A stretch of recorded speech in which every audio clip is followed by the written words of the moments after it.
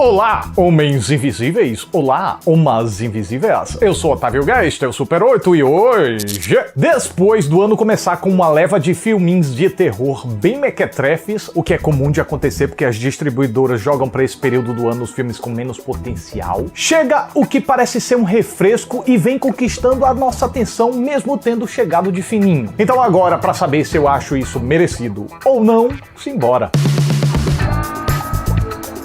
O vilão desse filme é um dos mais inexpressivos do cinema? É normal não ver nada demais? Quem consegue combater o Homem Invisível? O Venom? Tudo isso e muito mais, agora. Cansada das agressões domésticas cometidas pelo próprio marido, uma mulher foge de casa e tenta perder o contato com o mardito. No entanto, ela vive constantemente assombrada pela possibilidade dele descobrir seu esconderijo e aparecer a qualquer momento. O que ela não contava é que ele não aparecer poderia ser ainda pior.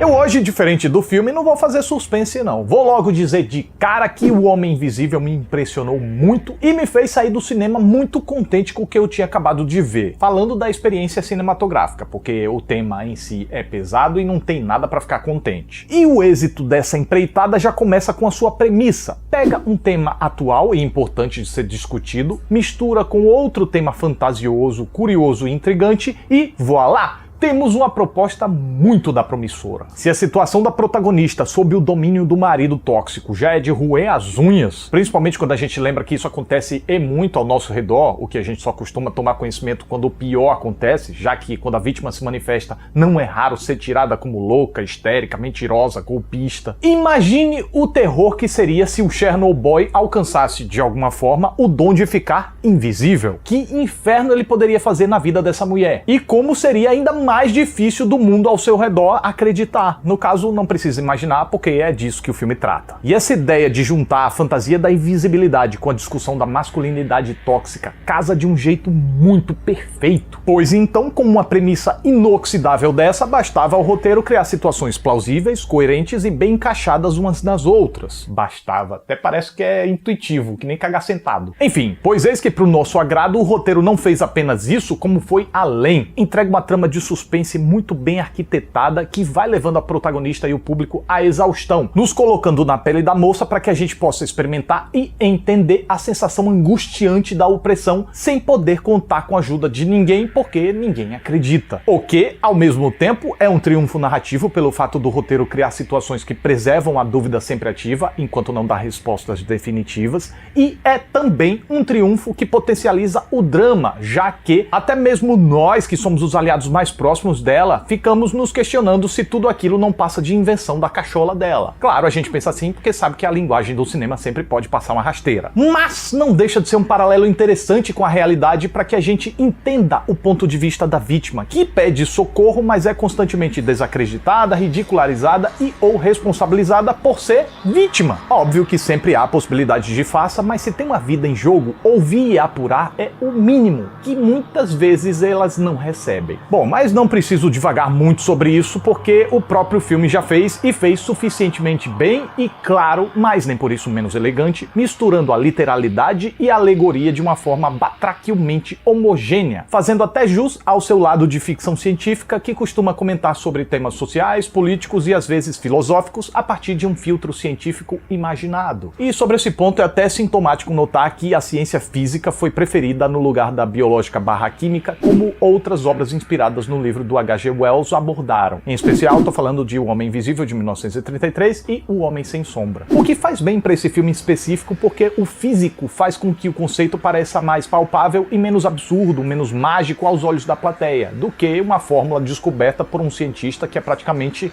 um alquimista. E isso é coerente com a direção de Leigh Whannell, que procura manter não apenas o pé no chão quanto aos lados científico e dramático, como também ao explorar outros gêneros fortes no qual o Homem Invisível se enquadra, o suspense e o terror. Mesmo adotando uma linguagem mais tradicional, é perceptível a cautela e a dedicação para entregar um resultado redondinho e muito eficiente. Enquanto o desenvolvimento da trama progride de forma natural, o sujeito tem uma paciência incrível na condução das cenas isoladas. Leva o tempo que precisa sem se apressar, do estranhamento pro desconforto, pra aflição e então pro pânico. A fotografia, cheia de planos atrás de pilastras, enquadrando explorando espaços vazios ou usando câmeras stalkers ajuda a não dar descanso pra gente por plantar uma neurose constante. Mesmo que não tenha nada ali, a gente sempre fica com aquela sensação de que tá vendo alguma coisa ou de que vai aparecer alguma coisa. Já a trilha sonora é mestra na arte do incômodo ao abusar de acordes esticados, deixando em momentos de ataques vazar uns sons estridentes, estourados, desritmados, indicando que o perigo que aquela mulher tá passando e seu consequente desespero ultrapassam qualquer limite da normalidade. Eu posso tranquilamente dizer que é uma das melhores trilhas ruins que eu já tive o prazer de ouvir num filme. Não que seja ruim de fato, é porque o som, a qualidade do som é incômoda,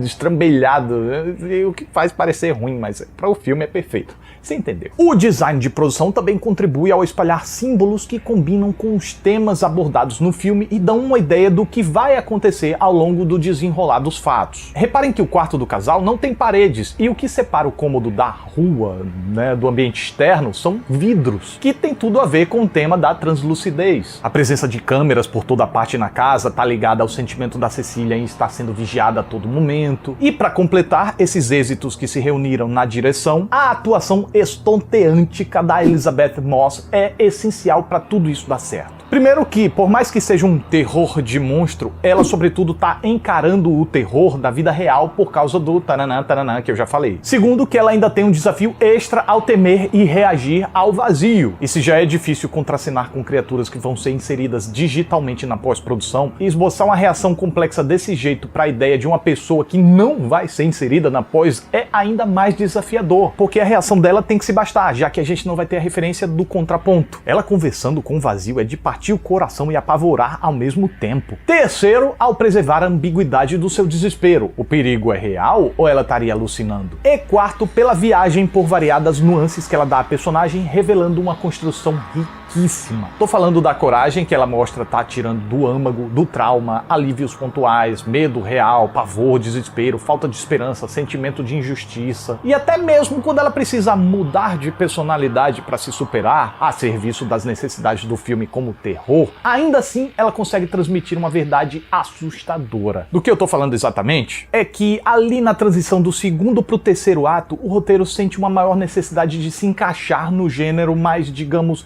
enfaticamente. E talvez os eventos que acontecem nessa parte percam um pouco da sutileza que vinha sendo empregada até então e desafiem a suspensão da descrença de algumas pessoas. Não aconteceu comigo porque talvez eu tenha conseguido me envolver mantendo as ressalvas necessárias que a temática pedia. Mas eu acho que seja um tipo de desagrado comum de acontecer e eu concordo que os realizadores poderiam ter mantido a atenção à verossimilhança que pareciam valorizar até então. Porque a maior parte do filme é construída de um jeito que a gente consegue realmente crer que tudo aquilo ali seria possível. Reparem como a primeira vez que a palavra invisível é falada, ela vem com um peso tremendo. Então eu não posso negar que certos acontecimentos nessa partezinha destoem um pouco de todo o resto. Agora, quanto a ser previsível, como alguns me apontaram no Twitter, eu discordo com uma força enorme. Previsível é quando um filme segue certas convenções de um jeito tão mecânico que isso possibilita ao espectador antecipar cada passo da trama e quando cada passo desse vai ser dado. Não quando você antecipa possibilidades restritas que o próprio filme está intencionalmente querendo que você antecipe. Pra quê? Pra gerar atenção. Vai acontecer ou não vai? Vai acontecer ou não vai? Quando vai ser? Tipo, se o homem invisível existe ou é piração da cabeça dela, se a protagonista vai se dar bem ou mal no final, isso não tem nada a ver com previsibilidade e tampouco você tem um grande dom premonitório. É o próprio filme que tá plantando isso na sua mente. E eu falo isso com a total convicção de que esta nova versão de O Homem Invisível tem muito conteúdo próprio pra contar, o que automaticamente o torna, sim, imprevisível, de acordo com o uso correto desse termo no que pertine ao cinema. Pois, mesmo que você antecipe que tananã, tananã possa acontecer, o quando e o como é o que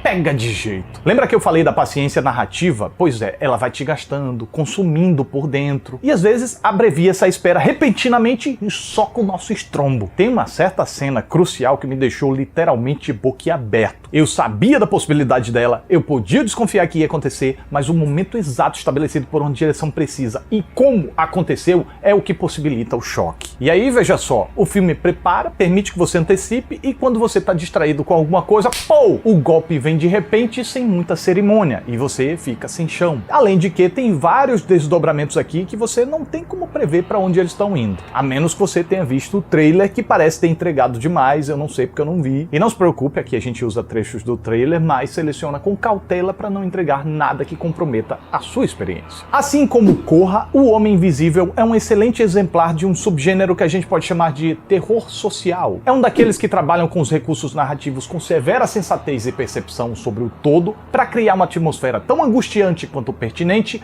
tão inebriante quanto reflexiva, fazendo uso de alegorias fantasiosas para escancarar questões reais e importantes que muita gente parece não notar ou acreditar por não fazer parte dos perfis afetados.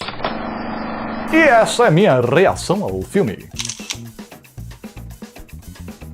E você aí, concorda comigo ou discorda de mim? Pode comentar aí. Pelo menos nos primeiros minutos que lançar o vídeo eu vou conseguir ficar de olho. Pessoal, eu sei que eu passei alguns filmes que eu não consegui falar aqui. Eu não vou conseguir falar de tudo, já é uma realidade. Não dá pra falar de todos os filmes que lançam, tem muita coisa. Mas eu sempre vou estar dando atenção a alguns que me chamam muito a atenção, que eu acho que valem a pena ser falados, e outros que vocês querem muito que eu fale. Então não se preocupe que eu vou estar sempre fazendo enquetes aqui na aba de comunidades e lá no meu Insta. Belezuis? Oh yes! Então é isso, mais um Super 8 tá chegando ao final, eu fico muito grato pela atenção de vocês, muito obrigado, até a próxima, e foi o encerramento mais descaradamente fácil que eu já fiz na história desse canal. Ai ai, que beleza. Tchau!